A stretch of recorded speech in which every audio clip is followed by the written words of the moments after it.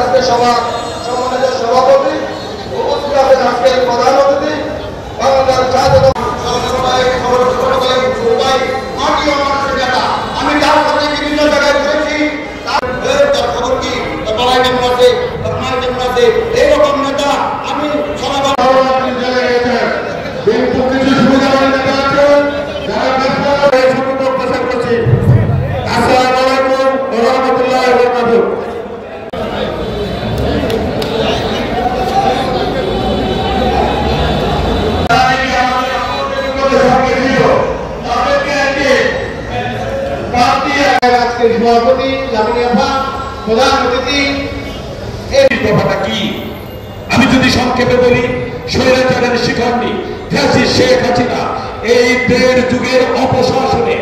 বাংলাদেশ নামক রাষ্ট্র দুষ্কৃতিকারী তাকে নৃশংসভাবে হত্যা করে তার মিশুকরা চলে গেলেন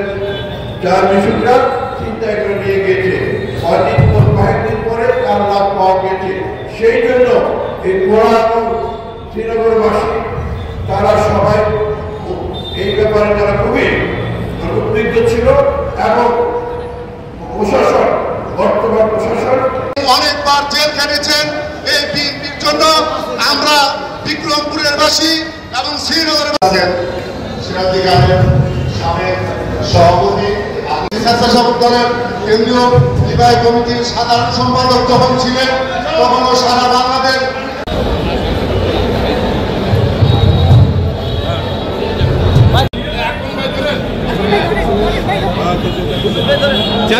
চাবিটা দেন এই চাবি আর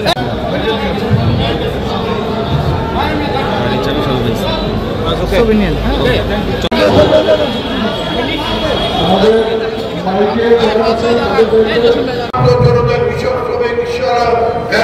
শুরু করে এই দেশের ছাত্র সমাজ সবাই মিলে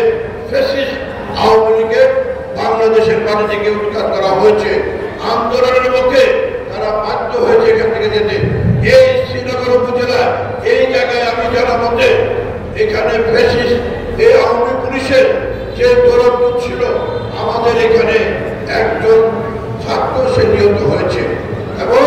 তারা এখানে আজকে নিহত হচ্ছে এবং তার বাড়ির সম্ভবত গোলাপাড়া তাই না গোলাপাড়া না গোলাপাড়া নিহত হয়েছে তাই নেতৃবৃন্দ বলবো ফ্যাসিস্ট আওয়ামী লীগ নেত্রী শেখ হাসিনা সে চলে গিয়েছে কিন্তু তার রেশটা তার ভেতর তার এখন রয়েছে এই উপজেলাতে কিছুদিন আগে সিরাজদি থানায় থানা ভাঙচুর করা হয়েছে কাজে নিষ্কাশিত করা হয়েছে ফ্যাসিস্ট আওয়ামী লীগ শেখ হাসিনা ভেতর তারা আজকে সারা দেশে আমি যখন ঢাকা থেকে আসছি আস্তে আস্তে একটি মেসেজ পেলাম যে তাদের কত বড় পরিকল্পনা এই মার্চ মাসে এপ্রিল মাস যেহেতু মার্চ মাস রোজার মাস ধর্মীয় মুসলমানদের সবচেয়ে ধর্মীয় উৎসব সেই মাসে তারা একটি বিশৃঙ্খলা সৃষ্টি করার জন্য আইন শৃঙ্খলার চরম অবনতি করবে যাতে করে এই বর্তমান সরকারকে তারা কোনো রকম সঠিকভাবে মাস করতে দেবে না সেই জন্য তাদের পরিকল্পনা অলরেডি রয়েছে সেই জন্য আমাদের নেতা কর্মীরা যারা আছেন সমস্ত সবার বিরুদ্ধে আহ্বান এই অন্তর্বর্তী সরকারের পাশে আমরা দাঁড়িয়ে আমরা আমাদের আইন শৃঙ্খলা বজায় রাখার চেষ্টা করব কারণ দেশে একটি অরাজকতা বিশৃঙ্খলা সৃষ্টি করার জন্য আওয়ামী লীগের পেছন তারা সবসময় তারা কাজ করে যাচ্ছে কিছুদিন আগে দেখেছেন